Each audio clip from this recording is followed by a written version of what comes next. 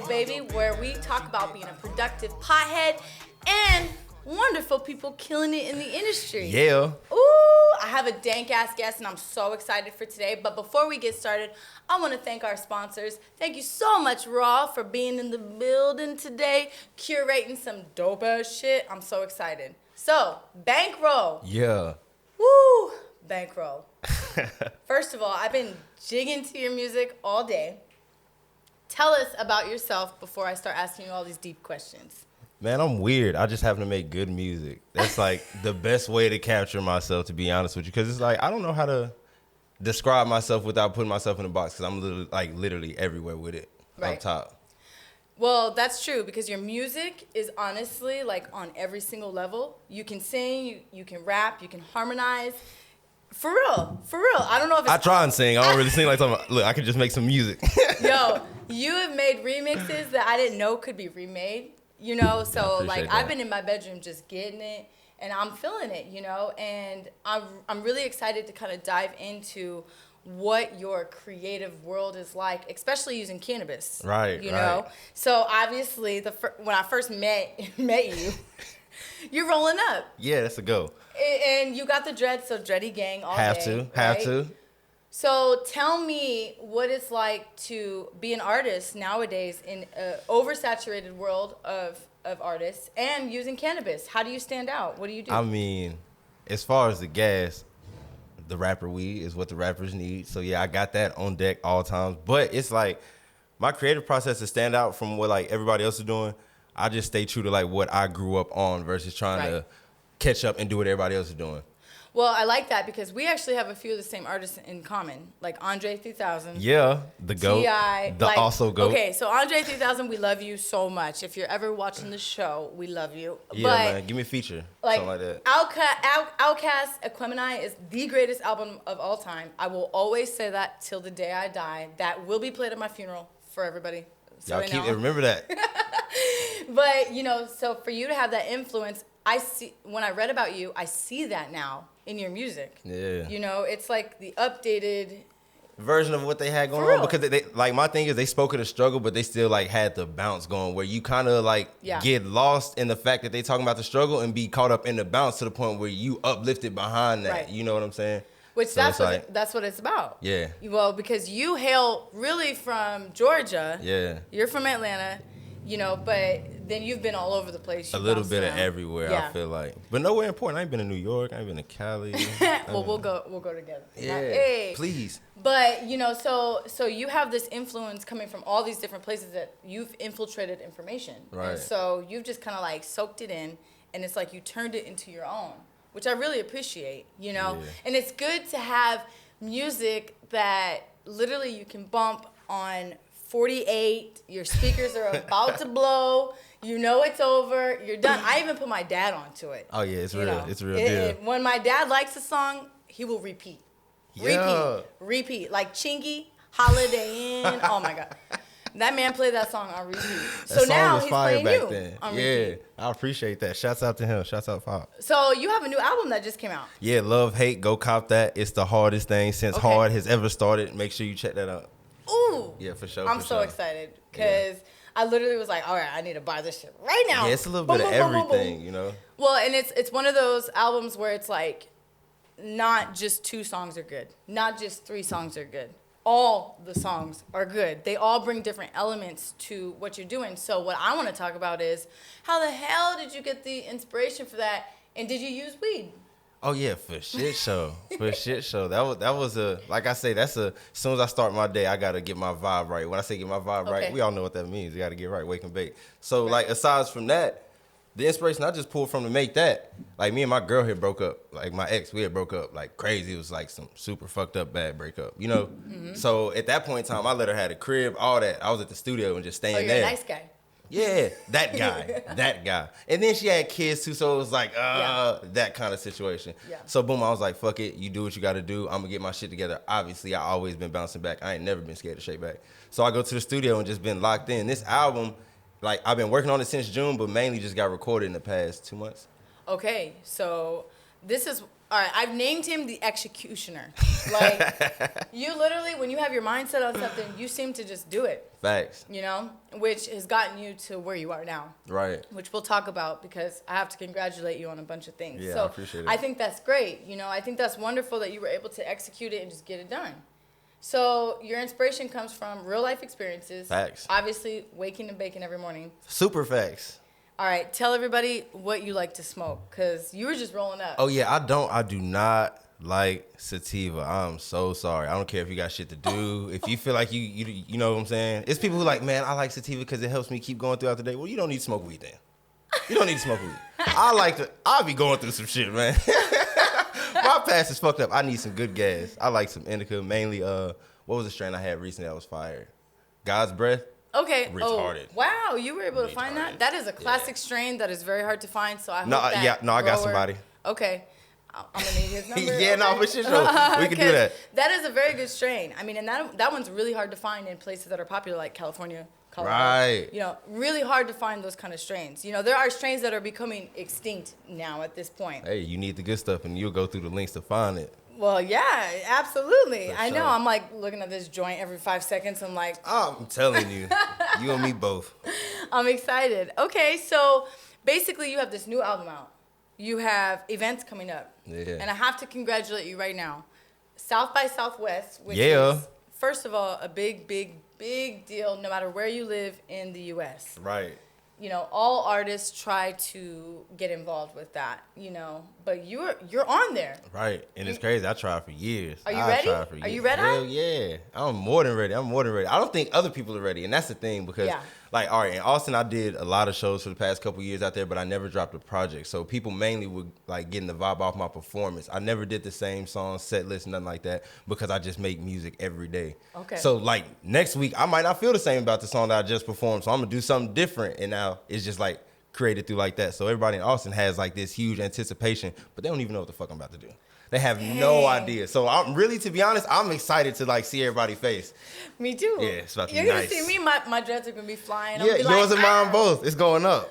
Dang, I'm going to have to jump on the stage with you. I'm like, Hey, give me the mic. Yeah, be prepared to jump off because that's what I'm on, for sure. Damn, I'm so excited because like the videos I've watched of you, I'm like, ooh, finally I found somebody whose litness is as matched as mine. You have to be lit. If not, you can stay home and just chill there, you know. And Or be lit there at the house. You're right. Because I get lit at home, as you saw earlier today. You're right. I get lit by myself. And I'm down for that. I know, I saw that. He had an Instagram video that just cracked me up. He's like, oh, this is how you get ready for the Sanja Ganja show. He's all ass naked. He's just smoking, getting in with his dress. I'm like, oh, yeah. Yeah, vibed out. No space, no cap. Follow me on the ground. Yes, yes. No space, no cap. I love that, Yeah. first of all. Come on. All right, so let's talk about your name, how you came up with your slogan. You know, like what is the vision behind everything? To be honest, like all my shit is like, as I go, it just kind of like fixes itself to where it is now. Because at first it was all just Ace, like my name actually, so I was just Ace. And then Bankroll Ace, spelled actual bankroll. You know what I'm saying? Right. And then I dropped the Ace and it was just Bankroll, and I didn't like that. It looked too basic. Switched it to Bankroll to Cajun style because my entire family's from Louisiana. I'm from Atlanta, so it's like, you know, boom, I had to shout out to them. And then the whole no space, no cap, let me tell you about that. That shit's hilarious. So one day I left Austin, 6th Street, was drunk as hell. Me and my homies leaving. And I was like, man, it'll be funny as hell. Because I tried to tell people, hey, follow me on Instagram, Bankroll, Bankreaux. People will want to, but like, they drunk. You're not finna remember that. Right. So I'm telling people, yo, follow me. And they're like, I can't remember. And people walking off, they friends like, man, fuck that nigga. So I'm like, all right, cool. And I'm telling my homies, I'm like, you know what? I'm going to get him. It'll be funny as hell if Instagram will let me change my name to Eat This Dick Up. And they was like, let me explain it. So I was like, boom, if Instagram let me do this shit, it'll be hilarious. And I remember I changed it right then, 3 a.m. And when I changed it, it went through. And I was like, I'm going to get reported. And I didn't. So I was like, I'm done. I done. love this shit. So I started telling people, it was a whole slogan. So I tell people, they like, what's your Instagram name? Eat This Dick Up. No space, no cap, all one word. So they was like, what? That's the look that you get. But you remembered it, right? Guaranteed. When you walk away drunk or not. And then here's the thing. It'll get people to look it up because they like, I don't believe you. Damn. Let me look it up. Now, once you look it up, that's half the battle. If you look up my shit and don't follow me, you really lame as hell. All right, coming from Eat This Dick Up right now on No the space, no Sanja cap. Ganja show. And we're out. So I want to get more into who you are, because who you are is beautiful, Right. and who you is a masterpiece. Yeah. Right. So, what is your story? Like, how did you even get started in music and being a role model in the industry? Okay, well, basically it started like with my mom. She was deep into music and like had a whole bunch of like records and shit around the crib and CDs. And then eventually I just started like snagging her CDs, taking them back to my room. I love your mom. Yeah, mom's the truth. Shout out Mom Dukes. She like Goody Mob. I think that was the first CD that I grabbed and like fucked up bad. I scratched it bad. Like super bad. And then Ludacris, a whole bunch of shit. Love her. You know what I'm saying? So I was on that heavy, and then eventually just like, and then I was grounded. I was a badass kid. Let me throw that out there. Shouts out moms for holding me down. You know what I'm saying? Terrible. I stayed grounded like the majority of my childhood. Yeah. So you can take everything, but you can't really take music from somebody. You know what I'm saying? Because then you're like kind of a dickhead. You know what I'm saying? If it's destined, it's destined. She took my TV. She took my door, my cell phone. Door off the hinges. I just wanted to throw that back out there. So it's like I really just stuck with the music shit. And then eventually, I think I was 12, 11, 12. How old are you in the 5th grade? Yeah, I think that's right. 11, 12? 11 maybe?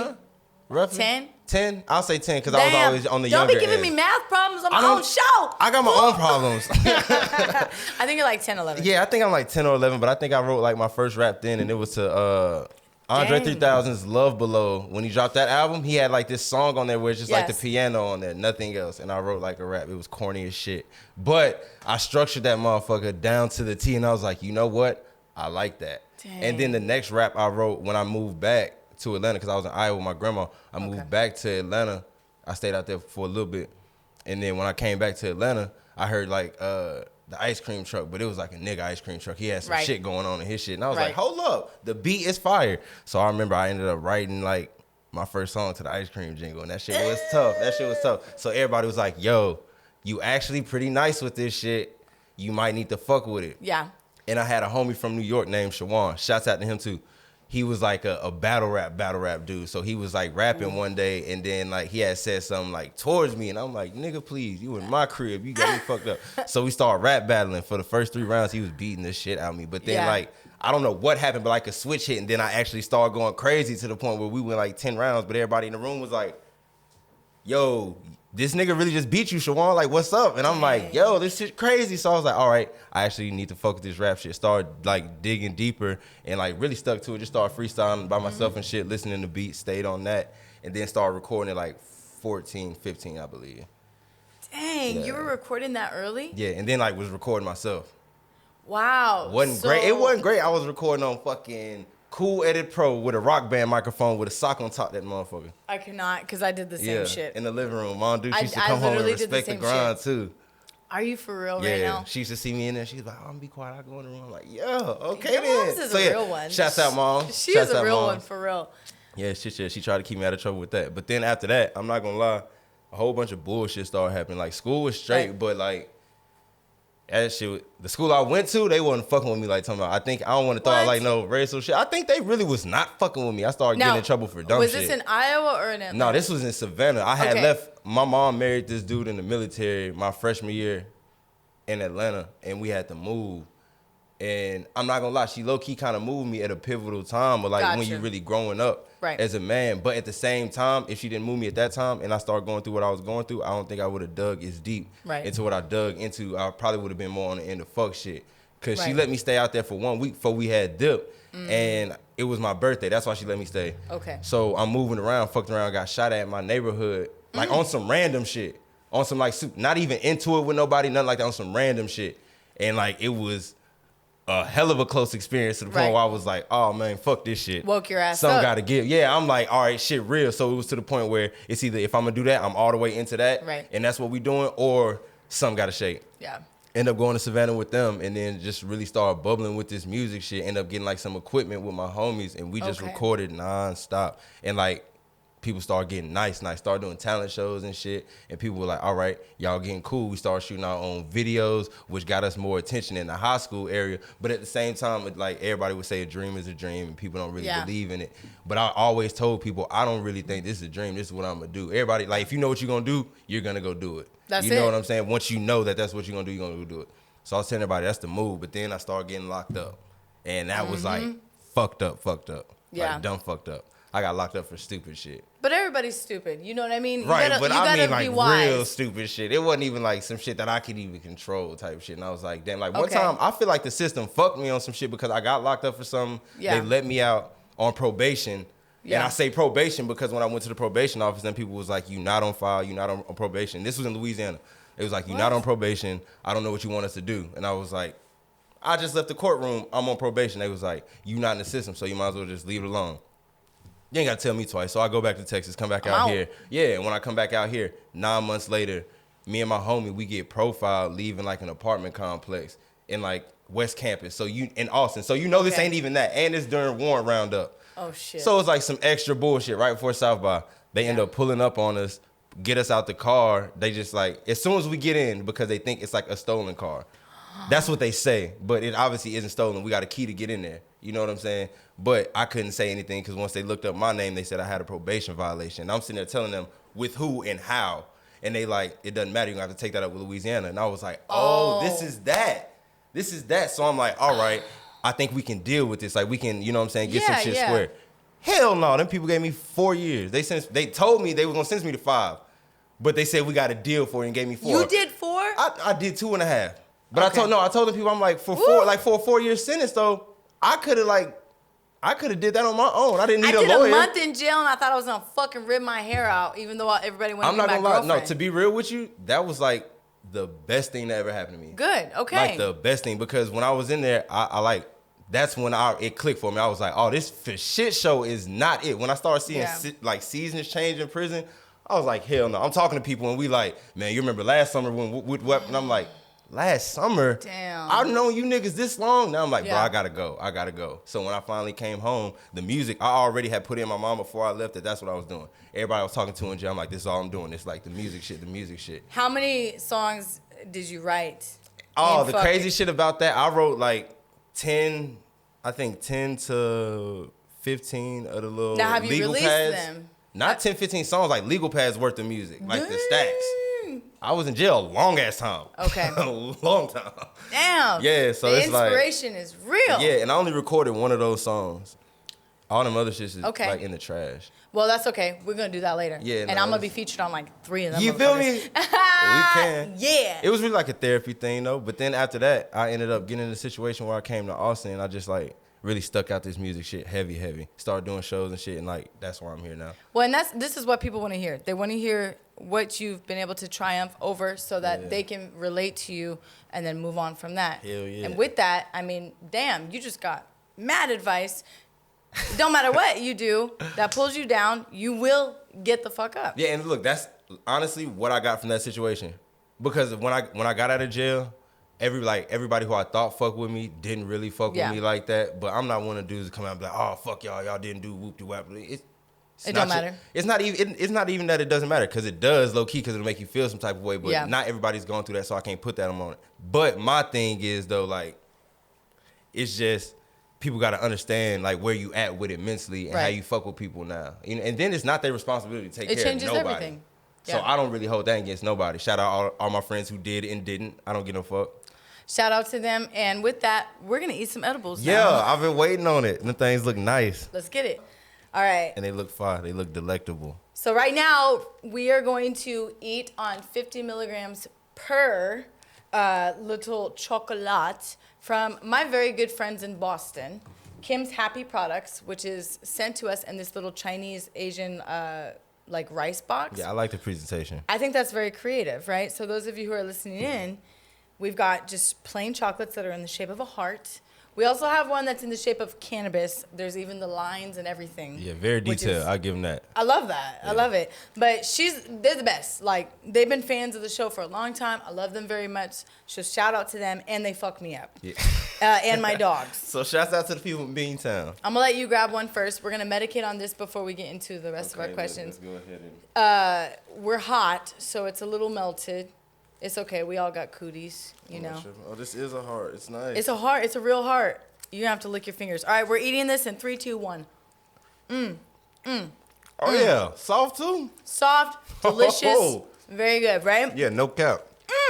So while we're eating this... Is there something on the inside of that? No, I know. It tastes like it, right? It tastes like something really nice. gushy now. Like it's really, yeah, right. I think it's just extra chocolate. She'd be surprising us and shit. All right, so you have been, first of all, amazing. I absolutely love you. Appreciate it. We homies for life now. Shit, yeah, we locked in. We locked in like this. We are locked in. Literally, we're locked in. Yeah, I like how you did that. So tell everybody how they can find you. Man, on Instagram, man. You can follow me on Instagram at no space, no cap. You can follow me on Twitter at Bankreaux. Really just look up Bankreaux. Google Bankreaux. I am the only one. If somebody else pops up, tell them how to spell bullshit. It. Bankreaux.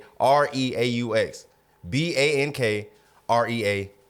It's like the French version. Like the Go shit. You know what I'm saying? Like Go Tigers. Yeah. Not Bank Rocks. Don't do that. Please don't do that. I heard that before. Fuck me up. Is it Bank Rocks? Yeah, sure. No. Sure, let's rock with that. Let's go with it. But yeah, other than that, Love Hate the album out everywhere. Anywhere you listen to music, go cop that. Follow me on SoundCloud at Bankreaux, the only one. You know what I'm saying? Just Google Bankreaux. It'll help you out a lot more. Yes. And shout out to Shouts out to Randy's. Yes. Shouts out to Randy's. They got my joint together. Y'all know what time it is. David's at the table. Shouts out to Randy's. They got my joint game on point. So yeah, shouts out to them. They got the little wire in there with the little new look. So make sure y'all go cop some Randy's, man. Love it. Love it. Yo, seriously, thank you so much for being here. It's inspirational to watch everything you've gone through and to hear all the amazing music that you've been able to create. It's inspirational that y'all know my shit. No, I mean, I'm going to keep bumping it forever. Yeah. It's in my playlist favorite, the best. Yeah. No lie, I'm not kidding. I'll screenshot that shit for you. But yo, seriously, thank you so much. And as always, thank you to our sponsors. Thank you, Raw. You know I've been smoking you since fucking 2008, you know, since I was legal and shit, you know. So Raw, thank you so much for being here. We appreciate everything you've given us. We appreciate these edibles. And, of course, we got to end it on a high note. Now, I've been smoking, I've been high, so I'm going to read this quote brought to you by the late Prodigy from Mobb Deep, who is my personal favorite. Been watching him growing up. Take these words home and think it through, or the next rhyme I write might be about you. And that goes for the show as well. You better watch this motherfucking show, or the next one might be about you. Okay, okay, all right. So as always, we're gonna end this shit on a good note, okay? Yeah. Remember to eat your veggies, have sex, pray to the Lord Jesus, and be a good person, all right? Until next time, you stay high, America, because I am. Yeah. Fire. I like this shit. I appreciate you.